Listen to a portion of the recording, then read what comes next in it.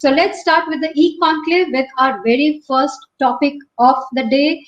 Year 2021, will it belong to real estate? We all are, excited to know how it's going to go.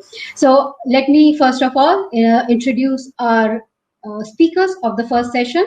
Can we have the speaker slide on for our viewers to take a look?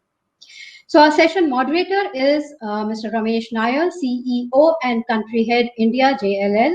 Ramesh Nair is driving JLL's overall direction, strategy and growth in the country, and he's the member of JLL's Asia Pacific Board, also J8, a group of JLL's 8 largest countries in terms of profit and revenue globally. Ramesh also chairs the India Leadership Council of JLL India. So the right person to moderate this very important panel. Let me introduce our speakers of the session in an alphabetical order. We have with us Mr. Cheti Babu, Chairman and CEO of Akshaya Private Limited. He is a first-generation entrepreneur and he founded Akshaya in 1995 with a strong conviction in morals, skill and clarity in approach. A civil engineer by profession, he has immense passion for creating efficient, world-class living spaces, not just in Chennai, but across the state of Tamil Nadu. Our next eminent panel member, Mr. Farooq Mahmood. He is the Vice Chairman, NAR India and Chairman Managing Director, Silverline Group. Farooq Mahmood has been in the real estate business for over 40 years now, and he has played some major roles in finalizing numerous deals for multinational and national corporations, companies, and high net worth individuals. He is also the founder president, Fiatchi India, and President Emeritus and past President BRI. Our next panel member, I introduce Mr. Kishore Jain, President Credai Bengaluru and Managing Director Jain Heights. Kishore Jain has been in the industry since 1994, having more than 25 years of business expertise in the field of real estate, construction and development of residential apartments and commercial projects, to his credit. Our next panel member, Mr. N. Murli, Chairman Managing Director, Shriram Properties. He is the non-executive chairman of Shriram Group and manages the non-financial services of the group like infrastructure, project development, engineering services, real estate development.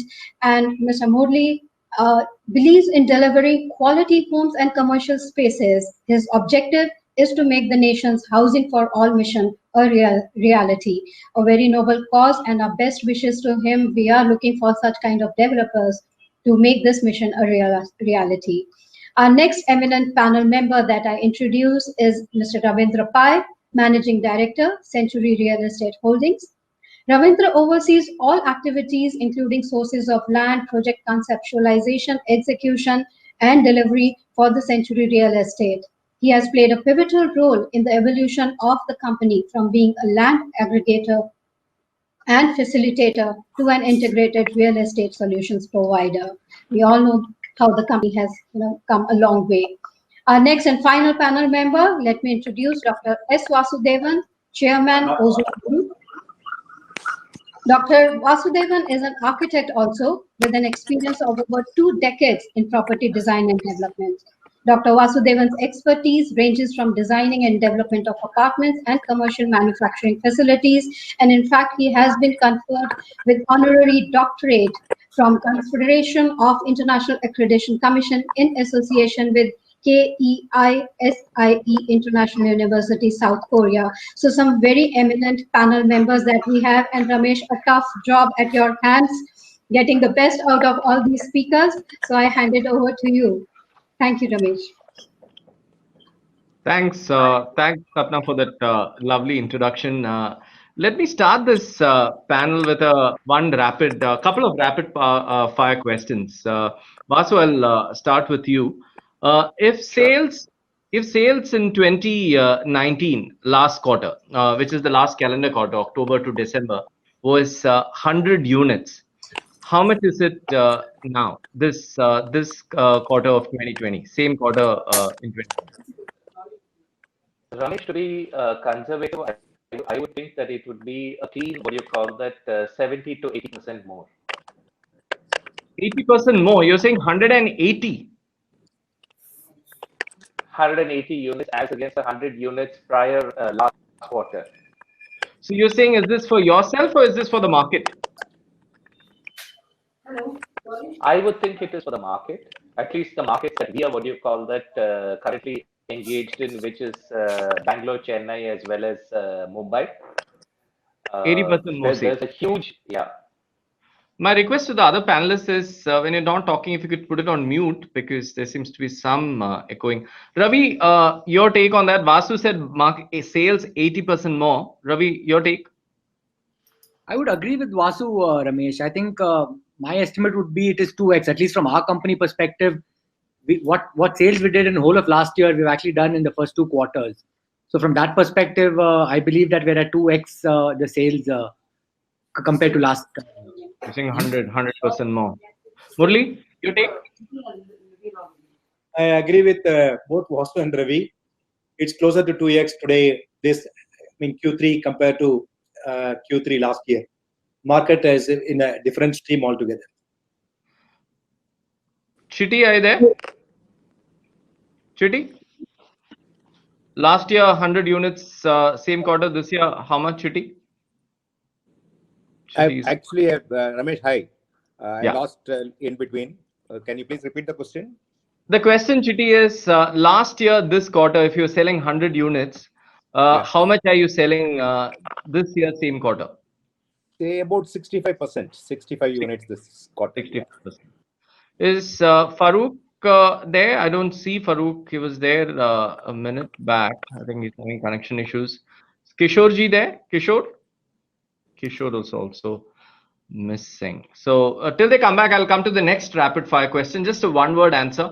If last year the price was 100, same time, what's the price today? Vasu, we'll start with you. It remains maybe 100 or maybe 105. 100 to 105. Murli? We increased in some of our projects to about 10 to 15%. So I would say about 10% increase compared to last year. 10%. Ravi? I think it depends on the product segment, really, Ramesh. In the plotted development, we've actually seen about a 10 to 15% increase. Whereas in the apartments, we are seeing maybe a 5 to 8% sort of a decrease in pricing. 5%. In terms of incentives or more marketing and things like that. Got it, Chitty? It considerably about 10% for sure. There is a price rise across residential markets, but not in the premium segment, not in the luxury segment, Got Vasu, I'll start the next question. Now let's come to the main panel discussion. What are the key trends you are seeing with regards to change in buyer behavior? How is a buyer today versus a buyer in, let's say, 9 months back, first calendar quarter of this year? How is the buyer's behavior pattern changed? I think the composition of the buyer has changed from investor to end user, number one. I think most buyers now are looking at owning real estate as a hedge against any kind of natural calamity. The reason why plotted selling or plotted development sales is happening is simply because they believe that it is it's a tangible form of security as against what other investment options that are currently on offer. The stock market is too volatile and controlled by very large FIIs and institutions. Mutual funds have not done very well, which is a reflection of what is happening as a slowdown of the economy. The commodities as well as the currency markets again are extremely volatile for a end-use retailer. I think he is more empowered today. The fact that RERA is completely in cognizance of what are the consumer rights and what entitlements the customer has made him more bold. And even the large Indian diaspora, which is probably remitting the highest across the globe, today they feel secure in investing in real estate, knowing that their rights are fully protected. Our industry is only 3 decades young compared to what has happened in the US, which is about 300 years, or the UK, which is 1,000 years old. I think we have come a long, long way. So I think when your main topic of whether 2021, I believe, is going to be the year of real estate only for these reasons. I'm on the screen, but I'm not there. Got it. Farooq, if you could mute your line, Farooq. Chitty, your take on buyer behavior? See, today, the decision making is really becoming fast. I think Vasudevan covered most of it in depth and detail. So the point what we are getting today is the decision making of a customer is really fast. If the site visit has happened, if it takes usually 2 to 3 months for a conversion, now it's taking 2 weeks to 3 weeks maximum. In the first visit or the second visit, he is concluding. So we are actually facing a very interesting set of consumer. Actually, Vasudevan covered that in the point. It's not investor; it's end user. Means there is no more shopping. I think they're coming, they're selecting, they have all the mediums to choose their product. When they're coming, they're already made the decision. It's only the price point they're discussing and closing the deal. That's a very interesting thing which should happen for real estate. He is completely protected. Of course, RARA is there, and all the other things are in place for him to choose a product. So the decision making is really happening. This is what exactly we wanted for real estate industry. As an industry, this industry wanted to move to the next level. I think the decision making and the buying capacity and the buying power has to increase. See, the buying capacity is increased because there is a shortfall of 8 to 9 months of COVID. People are not really moving around. So you have another interesting question, whether it is a pent-up sales. Let it be pent-up sales, but the momentum will be increased because governments across the country is taking various momentum, various initiatives to keep up the momentum on. For example, Maharashtra and Bangalore, they cut down the registration charges. We are here discussing with the government for following up the same. If it is not forever, at least do it for short term for 3 months as an incentive till March. And interestingly, we are asking for premium FSI cut down to cut down the cost. Don't keep it ever. No, just give us for 6 months. And the governments are listening because other states are really seeing the benefit out of it. Maharashtra is seeing the benefit. So definitely the rest of the states are also looking at that particular format to support. Those things will really create the impact in the industry and making the end user to buy the home at the appropriate price and appropriate time. Ravi, your thoughts around buying behavior? So Ramesh, Vasu and Chitty just talked about the reforms that have happened in our sector. Primarily RERA, GST. These are all great in the long run. Also, given the whole NBFC crisis, with ILFS, what happened, this has been a large source of capital for our business. Now, with this drying up, what has really happened is that there's been a huge amount of consolidation in the sector. So from a buyer perspective, we see a drive towards brand. We are seeing that customers now want to move towards brands which are trusted, which can be relied upon, which have a past track record of delivery. So brand becomes extremely Ravi, go ahead. Yeah, so people are really, the customers are sort of flocking towards the brand. That is one sort of a trend that we're definitely seeing. Not there on steroids. I think also all this consolidation, COVID has been an accelerator for the consolidation. I think there's some disturbance. All right. Farooq, if you can mute your line. Farooq, could you mute your line? Echoing. Sorry, Ramesh. I think I was having problems logging in. 1 sec. Let me mute it. Okay. Right. Ravi, you can go ahead. Right. So I was mentioning, Ramesh, that because of all of the consolidation, there's a sort of flight to safety, if I may say. So a lot of people are moving towards brands and more either ready to move in apartments or apartments which are close to completion. So this is a very, very clear trend. COVID, I would say, has only accelerated this whole consolidation. And to my mind, COVID has also, what it has done is that people mindset has changed. I think they're doing a home as an asset. They want a roof over the head when something like this happens. People are envisaging that, during a pandemic, people have been stuck to their homes. In Bangalore, maybe it was not that bad, but I've heard stories from my friends in Bombay where they've all sort of got cloistered into like a 600 square feet home, not even able to really step out into a balcony. So I think people are now understanding or appreciating the value of a home. So along with the home, people are, from a buying perspective, looking at more amenities in projects. They're looking at also what sort of safety and hygiene that the projects have to offer, larger sort of public spaces, amenities. So that's another clear trend that's happening. Specific to Bangalore, we're also seeing that people are not averse to going or traveling slightly away from the city. Earlier, people were sort of measuring the distance from their workspaces. I think this work from home phenomena has also changed that. A lot of people are now saying that, look, I'm okay to sort of travel a little bit outside the city, maybe take a larger plot where the air is a lot cleaner, and I can continue to maybe work from home and maybe go to office twice a week. So this is another clear trend that we're, sort of seeing back in Bangalore.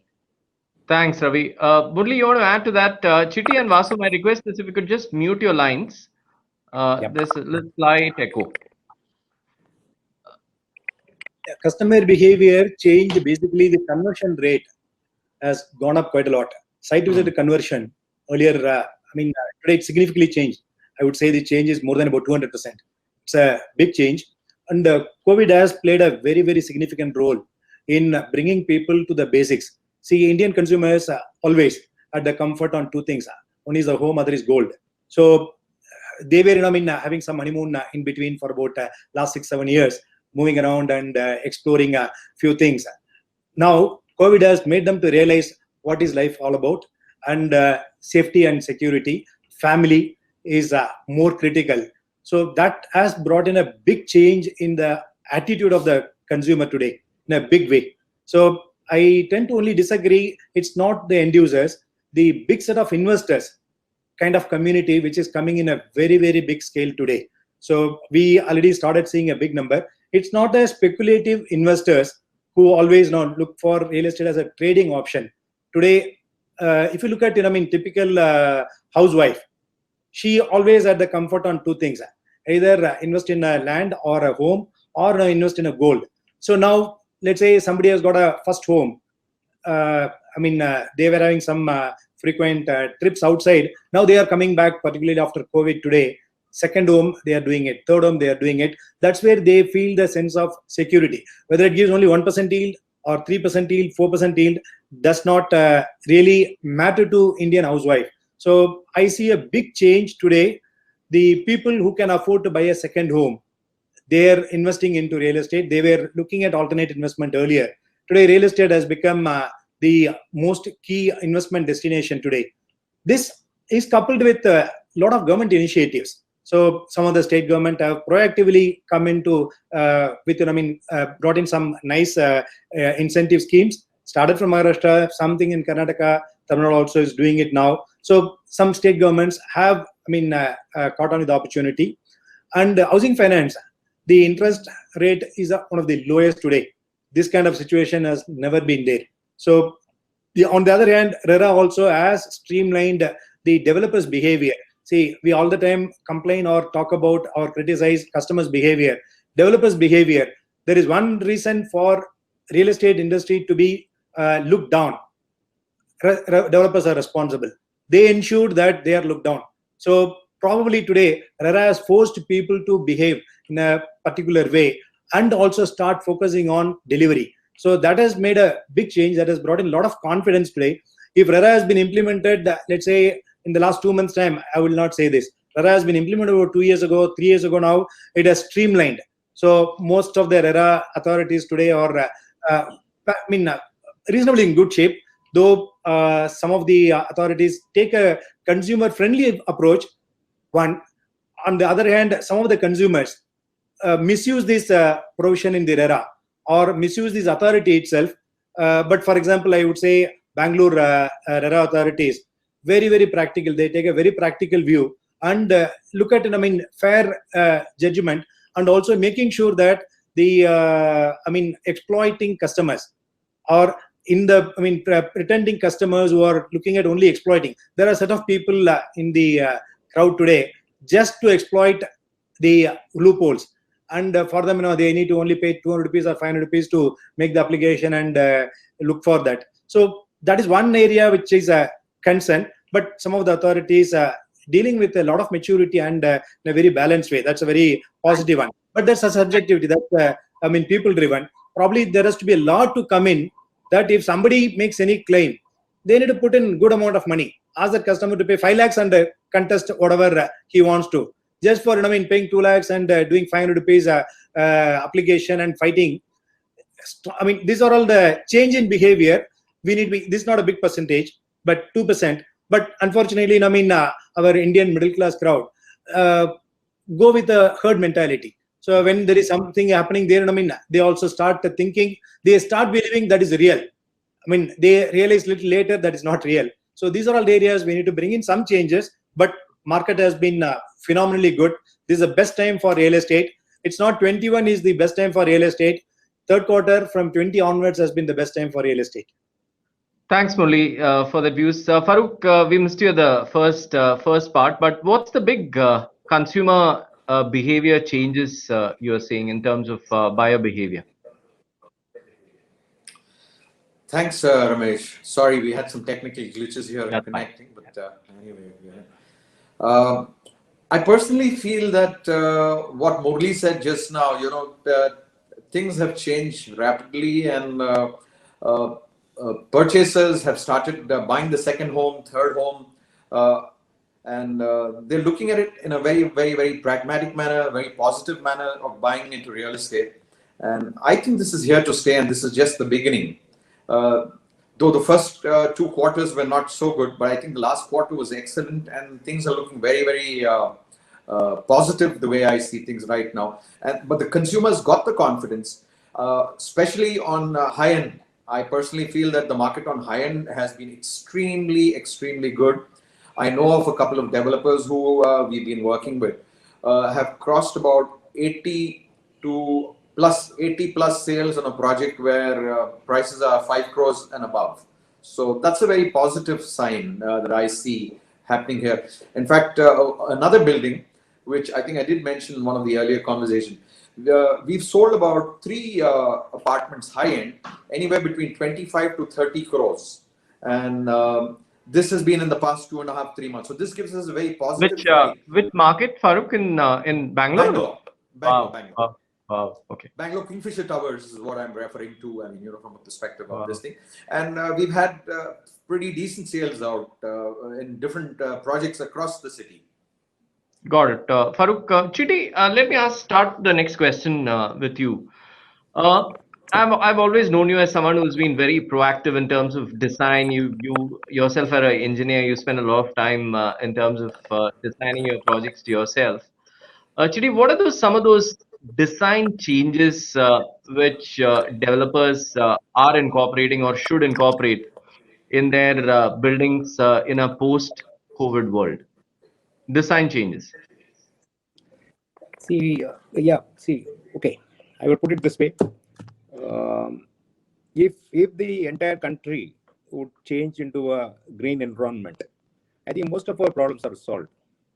I would always look for a green environment across. It's not a project specific, or it's not a specific project should be green.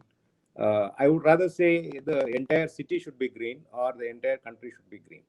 If that behavior pattern comes, automatically everything falls in place. The green norms is actually the requirement of the day. It would have avoided most of the pandemic, or it would have definitely helped being safe in this environment.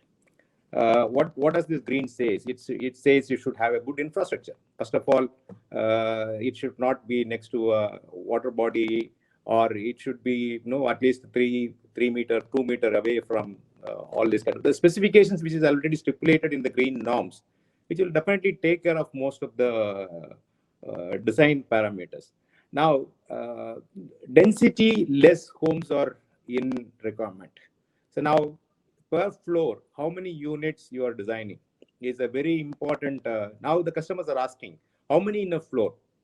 Do you have multi? Is it 16, 20, or is it 4? Is it 1, 2? Depends upon the luxury and other things. The people are definitely looking at density less in that particular floor at least. So that's a design requirement which is coming in. Amenities, most of the projects, I think we have all matured enough to give very good amenities in the project. That is not the requirement today. Today people are looking at touch-free, means you are asking for a smart home. A smart home is not, those days it's expensive. People little worried about using that gadgets, but it's not today. With probably at least this 9 months at home, everyone is a gadget freak, including elder to younger generation. So I think people are asking for Alexa operated lift, Alexa operated door. People are looking at closets which operates automatically. They don't want to touch the seat cover. Simple things. No, it's all there. But no, I think the importance is felt. In fact, I was actually going through one of the questions which you circulated yesterday. What is this NRI customers look for? They don't look for anything new. What they seen and what they enjoy wherever they are. When they come back home in India, they are looking for those specifications, and those they're not asking for anything new. They are asking something different is not happening.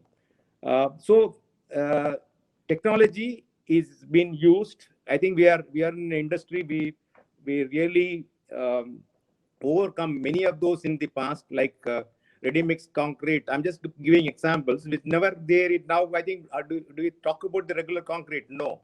So we are into Maivan shuttering. Now everybody is talking about Maivan shuttering. Nothing called. So Alexa operated stuffs. No, it will be in place in next few months, or everybody is forced to do it. This is a fantastic lesson. I think the pandemic would have given to every. I'm not talking about developer community alone. I think every businessman has got an opportunity to upgrade to technology-oriented stuff. I think in our industry, I think it's a huge scope, because this is not being used in projects. I think everyone will move into this. That will be a welcome move for the customers, and customers are going to get huge opportunities and huge varieties of technology-based homes which will come into the market. Thanks, Chitty. Vasu, your take on design changes in a post-COVID world? Chitty, you can go on mute. I would go back to the basics. I would look at cross ventilation. I would look at introducing a lot of biophilic features. It does not sound as complicated as it is. It just means bringing on a lot of green plants, bringing in a lot of oxygen, and using terraces effectively, using open spaces. The typical recycling of water. I think, as Mr. Chitty said, I think it's very important that you need to look at basic creative design coupled with technology. Technology has today become much easier because there is fantastic bandwidth, infrastructure, and connectivity which never existed before. So that is something that we need to exploit to the fullest. And people are not interested in being confined into closed glass boxes. So all we need to do is open the window, have a lot of cross ventilation, try to have better filtration systems. I mean, today, as I said, there are fantastic filtration systems which can, which have, various barriers in terms of what kind of air that people are breathing, even in very, congested spaces like your IT workspaces, etc. And we just need to, be simple, go back to the basics, and use technology to its ultimate goal. So people are opening windows, people are using ceiling fans, people are going to balconies, so people are going and taking walks. So it's very simple. I think we have forgotten the way our ancestors used to live, so we need to go back to the basics now. So I want to keep it very simple, actually. Thanks, Vasu. Ravi, you want to add to that? So what I was saying is that going from making really large homes to going to making really small, efficient homes, I mean, the guise of making affordable homes, I think what this has done is somewhere, I think equilibrium has struck, I think what we will now look at from a design perspective is maybe to have that one additional bedroom or a study for work from home. Terrace is something that is a must. I mean, in fact, we've done a project where we sort of did away with the terrace because we thought that the only time the terrace was used was to either smoke or to hang your, clothes. But I think now we see a lot more utility. We want fresh air. It's an opportunity to sort of step outdoors from the indoors if we can't go out of our door. So I think somewhere equilibrium is stuck in terms of the size of the unit itself. Some of the other, thoughts I really echo what Chitty and Vasu just mentioned in terms of contactless.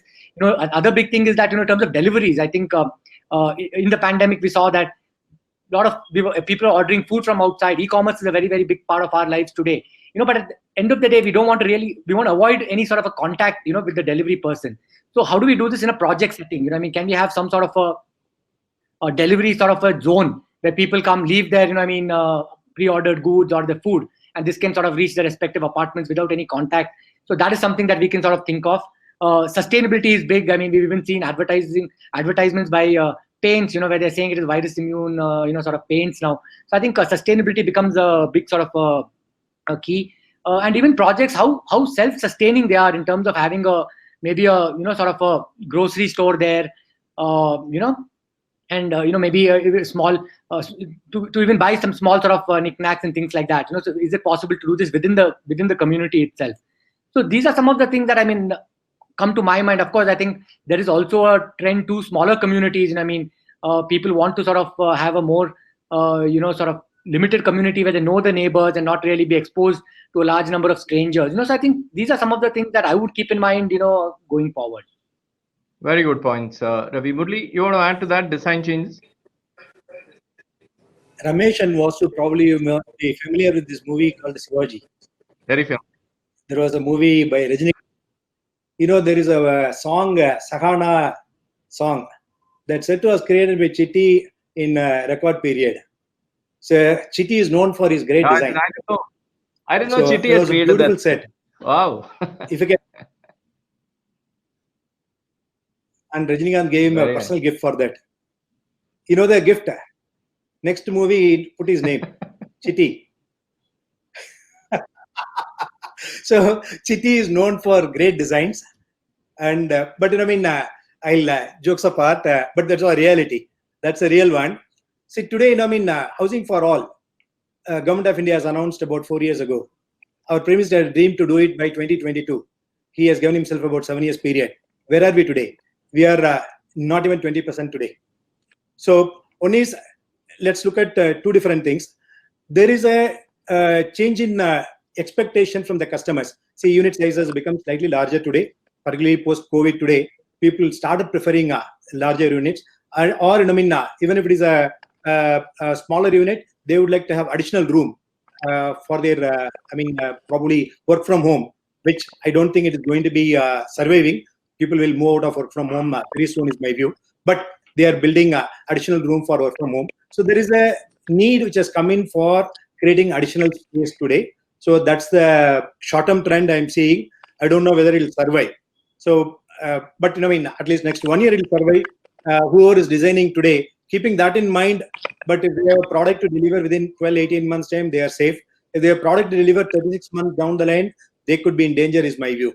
So a lot of people have designed smaller units in the last year, cutting down the size from 1,000 square foot 2-bedroom to 700 square foot 2-bedroom and 1,500 square foot 3-bedroom to 1,200 square feet. They are stuck today. Now they are all looking at how do we increase. Same thing will happen, is my view, in the next 18 months time. So one needs to be a little cautious in terms of unit sizes, or probably divide the project into smaller scale, complete in 18 months time, then look at redesigning the new ones, is what I would say. With respect to, we need to look at the nation's problem today. See, today all the developers are doing very well in the last 3-4 months time due to various factors, including the factor which was supported by the government. The housing finance has become very, very, attractive, and despite various criticism, Government of India has come out with one after other schemes through the financial institutions to support the industry. We can have a lot of complaints, but the reality is they have come with a lot of support mechanism to make sure that the industry is not, falling. So we need to appreciate, including IBC and all that. They have brought in a lot of norms to make sure that developers are supported. A lot of capital has come in. With all that, Housing for All, we are no way closer to it. So we need to understand the ruler's mood. Unless we are able to work towards achieving his desire, his dream, which is Housing for All, it is not going to be possible.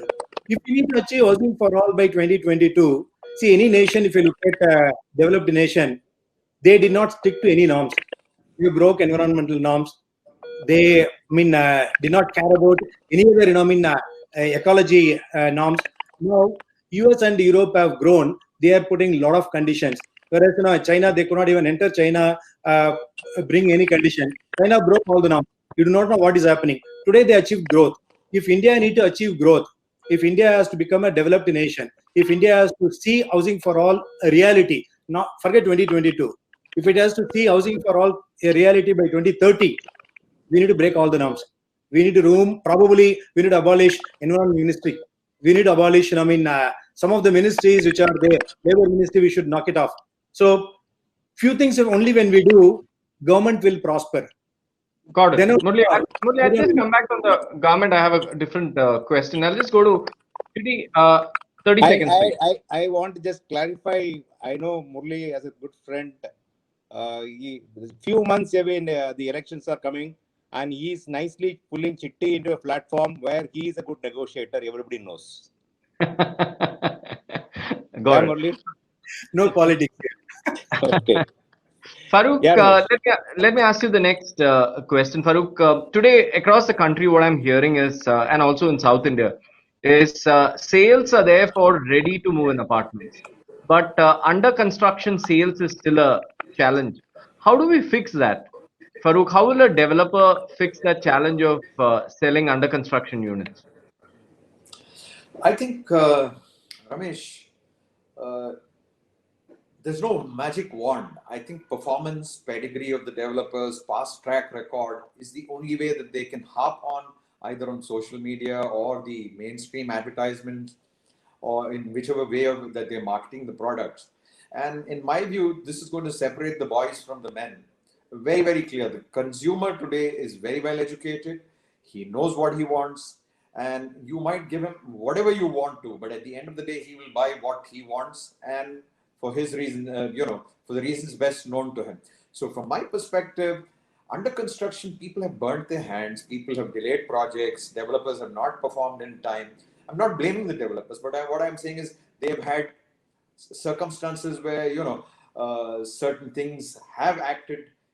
They can't even go on the force majeure clause to say that this is what has happened and this is why we did this kind of a thing. Certain times it has been deliberate, certain times it has been unintentional because of delays and things like that. But I think the buyer today is a well-educated buyer. And my only thing is, as long as the product has been delivered in the past by the developer, a good product, I don't see that this is only a temporary lull. I think it will come back again and will come back with a bang because we have so much of a housing shortfall. Though there is inventory still sitting down in certain segments. But I personally am very, very bullish and very positive that things will move. It's only that people are right now a little worried. One is my job secure? Am I going to be there in the next couple of years? If I go and make a housing purchase, am I going to get stuck in a project which is not going to get completed on time? I'll have the candle burning from both ends. I'll be paying my EMIs at the same time. I'll be paying the developer. So these are natural fears in the mind of any individual. If you or I were also buyers on this particular issue, I would say that I would also face these similar constraints. So from that perspective, I'm very, very sure that it will happen. And I just want to go back to your earlier question on what you asked Ravi and Vasu and Murli. One suggestion I have on improvement under the current pandemic on how to have less contact. You see, people are now ordering food online. Dunzo is coming in, things like that. I'm saying let's go by the concept of a dumb waiter that is there in every hotel, 5-star hotel.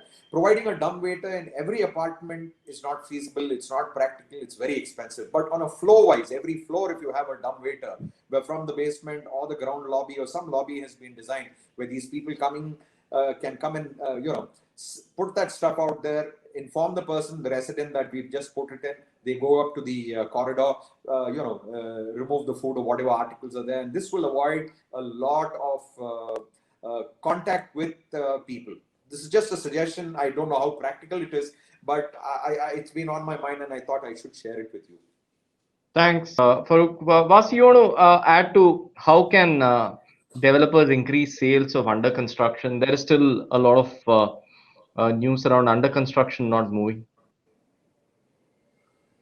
Yeah, because I concur with the entire panel here in the sense that customer confidence will only come with their previous experience. And if the project is being developed in stages, they would like to see how the other stages have been developed or the other phases had been done. What is the kind of what you call the traction and what is the kind of delivery that the developer has already had. So I think it is simply a confidence, what do you call that, building measure. Today there are enough of social media, enough of what do you call that, mouthpieces that are available today. So I don't believe that there is any mantra to this.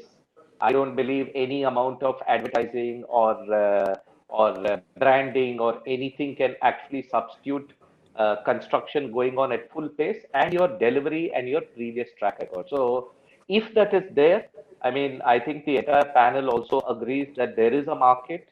There is a robust market which has completely, what do you call that, which is educated today, which is empowered today, and you just need to keep your funders very, very simple. Keep delivering, and you will sell. Your product has to be good. Your amenities have to be good. You have to be contextual to today's environment, and your pricing has to be reasonable. So, I mean, you have to keep your fundamentals very, very intact. And I don't believe there's any looking back in our industry, not now. At least I believe that 21 onwards, it is going to be real estate's, what do you call that, decade. Because there are a few things, Ramesh, which I wanted to say. I mean, when SEBI was first introduced in the stock exchange, there was this huge hue and cry saying that, you know, there is going to be a lot of regulation, there is going to be a lot of issues. And SEBI was introduced sometime in the early 2000s.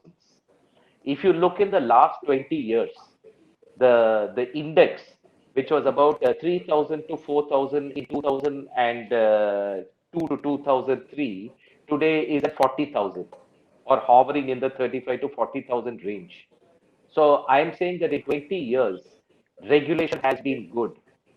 I agree that there have been issues where, you know, just like how there are troublemakers in trying to utilize some loopholes in RERA, there have also been people who have tried to utilize loopholes in the SEBI, where they have come in as activist investors, tried to bring down big companies, tried to do hostile takeovers, tried to do so many things.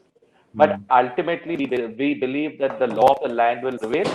And I believe that because of these transparent factors, you're going to see a lot of positivity rather than negativity. See, with everything good, there are going to be certain negative aspects which the industry will have to handle, the judicial system will have to handle.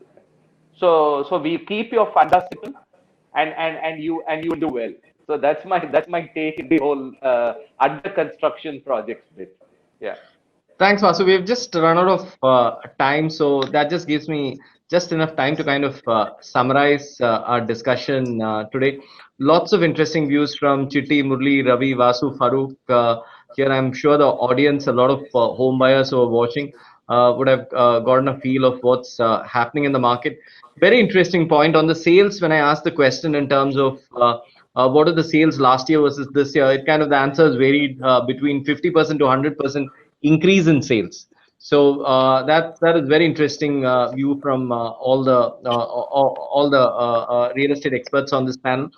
In terms of pricing, most of the panelists agree that pricing has more or less been same. In some markets, some projects, it's gone up by around 5 to 10%, but more or less it's been the same. In terms of buyer behavior, very interesting views. End users are coming in much more than investors. Owning real estate is definitely seen as a hedge against any natural calamity. That's a good one. Vasu spoke about how stock market volatility, mutual fund volatility, commodity, currency, all the volatility in those markets is kind of helping the real estate market. RERA has definitely helped.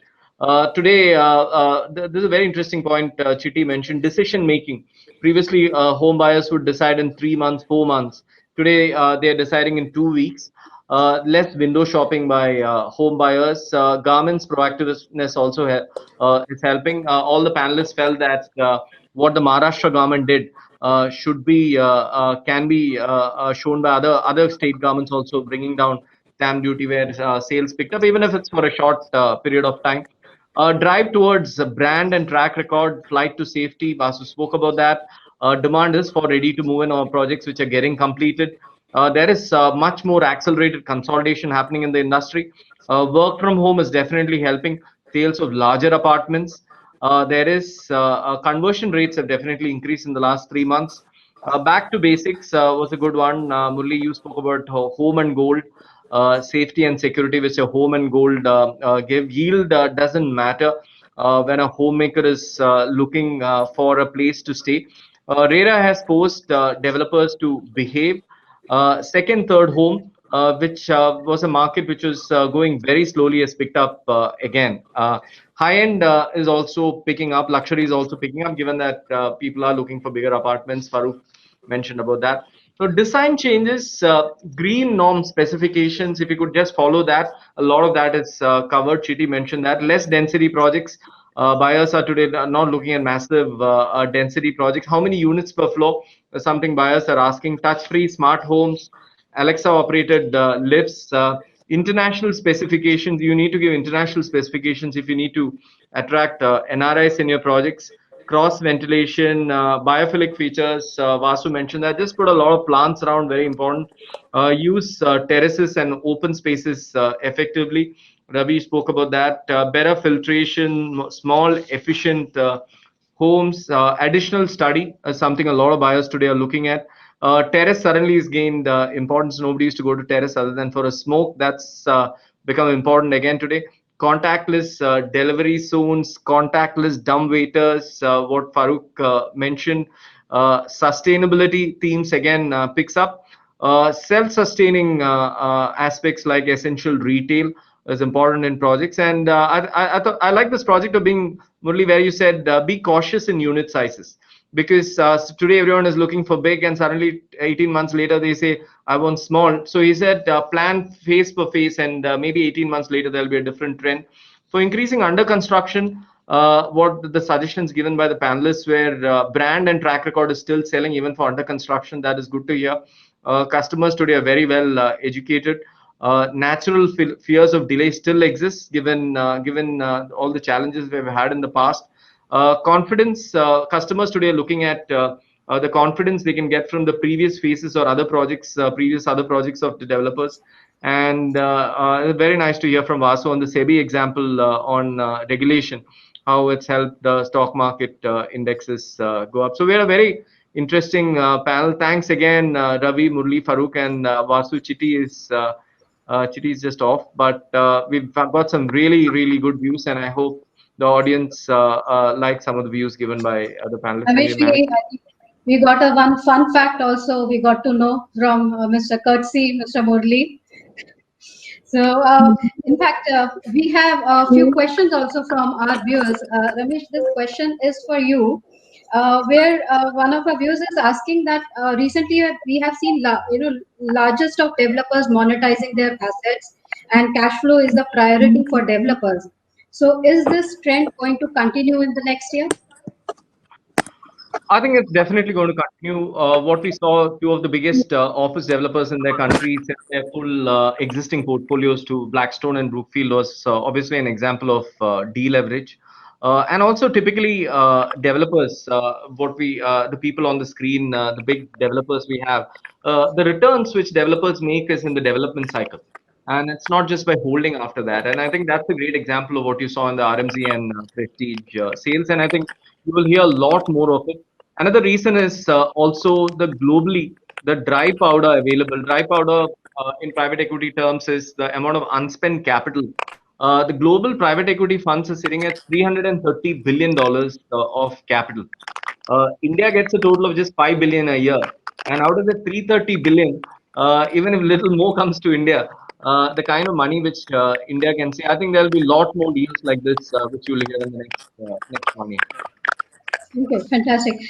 Next question, it has two parts. One, they ask is there a narrowing demand and supply gap? Is the gap between demand and supply of inventory is narrowing now, with a lot of developers now offloading their inventories?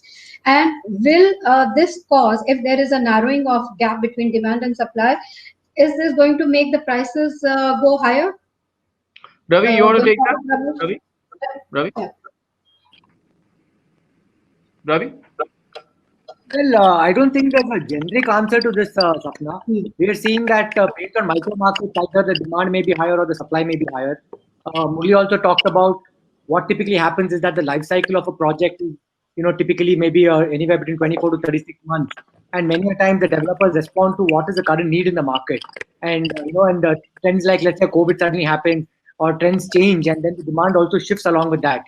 So there are micro markets where we see that there may be a certain amount of inventory overhang.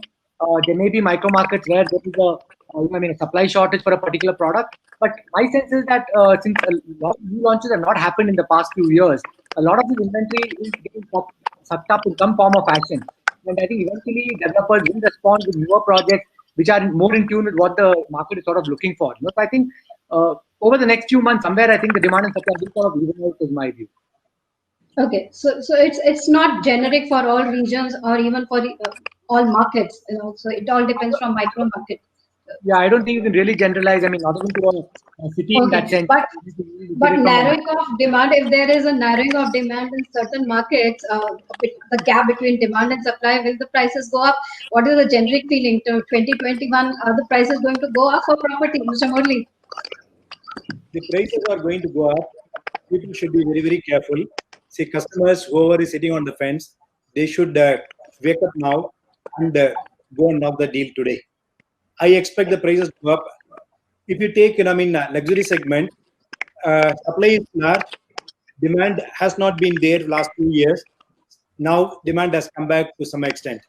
So probably if the momentum picks up, you will see a big change.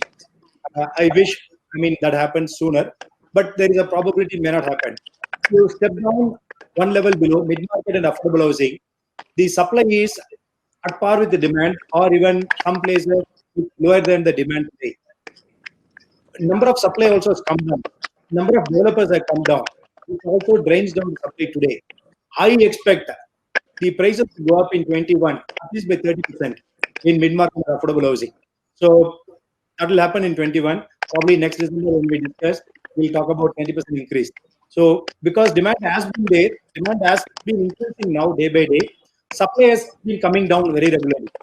So that's one major point we need to look at. Number of developers have shrunk. Nah. Sapna, I'll just add a couple of lines here to what Murli mentioned. What we are seeing is there's a massive shortage of liquidity. If you want a home loan, you can get it easily. But if you want a construction loan, if you're not in the top 20, 30 developers in your city, you're struggling a lot. So because there is lack of liquidity, the amount of new construction which is happening is definitely going to get impacted, and that's going to slow down. You also shouldn't forget that the migrant labor issue in some markets still continues. The other day I was hearing in Chennai, there's only half the labor available compared to a market like Bangalore. So those kind of challenges will also kind of impact housing supply. So eventually, the gap between sales and launches will kind of narrow significantly. And even the raw I material costs are also going up day by day. Yeah. We hear. Mr. We have Chetiba. we have five solid reasons why the prices should go up. I'm not saying the prices should go up, but I'm seeing why there should be a price rise which is inevitable in the coming days. One, we all talked about this finished goods are the preferred buy today. Every customer who is wanting to buy, he wanted to be safe. One, safe. Second one, he don't want GST. Then he wanted to see, feel, and buy. Are we all the developers in the country put together can able to match the requirement of the supply? Demand? No, definitely not. Then there's no shortage at all. We need not wait for 2022. We need not wait for 2030. We are not making that kind of production in across country. That's the problem. That's the problem. The Prime Minister is speaking that make home available for everybody. There is a shortage, which is readily known reckoner for everybody. The finished goods are getting absorbed in every city. So we had 16, IPC said 26,000 or something like that. But today the numbers have reduced to 5,000. Even less than 5,000 is available in Chennai market, ready to move in apartments, which is completely getting consumed in the priority segment. The second important point why the price increase is inevitable. The labor, We all know that we are working only with 60-65% of the labor today. We are not with 100% labor. The migrant laborers have come back. There's still shortage of labor in every project across the country because the movement is restricted. The prices have gone up. The labor price is also gone up. Productivity is less. The third important point you would have seen the newspapers across. Cement prices have gone up. Steel prices have gone up. Today, Gadkari has made a statement to the Prime Minister stating that, can you please interfere? Means it what? You see, every material is gone up. It's not because it's going up. The production is less. There too, the cement production is at 40%. Steel production is at 60%. Sand, we are not getting the movement of transport at that easy. Every material, the cost is going up. Today, we are not seeing this impact immediately because the developer is also in the mood of selling. But naturally, the fourth important point is approval. We all know across the country, the minimum timeline taken for large projects. Some places it is very bad, but some places very good, but the average is not less than a year with all your EA clearances and all those, right? Minimum 1.5 years for large projects. So when the goods are getting consumed, the ready apartments are getting consumed, with the migrant labor issue, with the material prices going up, the approval, new approvals, which is going to come as a supply, is going to take time. Every city has seen there's no launches happening for last 9 months. Very few launches happened in across the city, across the country. With all this, definitely there is a gap going to be there available between the demand and the supply. Real estate is all about opportunities. As Murli rightly said, this is the best time in terms of consumer point of view, as the lowest possible interest rates. The developer is willing to sell at a price. Coming year is not going to be like this. Coming year is definitely, we are already seeing the prices are going up in certain projects and certain market. So 2021 is definitely, the question was, is it for real estate? It's only for real estate. Okay, all right, great. I think that was a great sum up, and I think our question has been answered. Anyone want to add something quickly onto that? Yeah, please. I agree totally with Chitty. I mean, the points that he raised are very valid points. And one more thing is, at the current pricing, specifically the Bangalore market, I think is value for money. The way I see it, the kind of quality which Vasu is trying to outdo his other competitor, and Ravi is trying to outdo Murli, he's doing his other competitor out. This is something that's going to, the consumer is going to benefit at this, and nobody but the consumer will benefit. The kind of infrastructure that the developers are building, the kind of amenities that they're providing are fabulous value for money. In my view, I would say that 2021 would be the year for real estate revival, not just revival, but I think we're going to see new peaks where we have not even assumed or imagined. So it's not that I'm trying to jack up the markets by talking on this positive note, but the feeling that I'm getting right now, there's activity, there's buzz going around right from the developers to the architects to the contractors who are pushing. I mean, it's all engines are on full steam ahead right now, the way I see things, and we're gearing up for a very positive thing. And my message would be to the consumers and buyers who are wanting to buy, today is the best day to buy, because tomorrow it's going to be expensive, and maybe the apartment or the home that you're looking for will not be available. I was looking personally at buying a second home myself for in a location in the gated community, and by the time I decided, I've missed the bus. I've missed the bus means there are units available there, but the one that I like has gone. So what I'm saying is, this is a message that I'm saying, that don't delay. If you're planning to buy today, buy now, and if you're planning to buy tomorrow, buy today. So I think it's a very positive thing, and things are going to be very bullish in the future. The writing is very, very clearly visible and on the wall right now, that good days and better days are ahead for the industry. Okay, so we hear loud and clear. Sapna, Year 2021 is for real estate. Yes, Mr. Chitty. I missed out the fifth point. I Yeah, said 4 yeah, points please. very clearly. The fifth point I missed out, that everybody knows, the cost of funds. The cost of funds which is available for construction industry at 12 and 13% is gone to 18 and 20 and 21 or even beyond. That's one of the questions I think Ramesh was asking. So when the cost of fund is going to increase from 12 to 18%, or even more? Where is that it going to impact? So my 5 points, actually I missed out in the flow. One is the finished goods are getting exhausted. Migrant labor is becoming expensive. Material production is not happening because we all know the price is going up. Approvals will take its own time, 1.5 years for the new stocks to come in. And the fifth important point is the cost of funds, which I missed out. Thank you, Mr. Chitty Babu. I think all relevant points and all kind of sum up what the whole discussion was all about. Thank you so much to all our speakers. Thank you, Ramesh, for that wonderful moderation and getting the best from our speakers. Mr. Murli, thank you so much.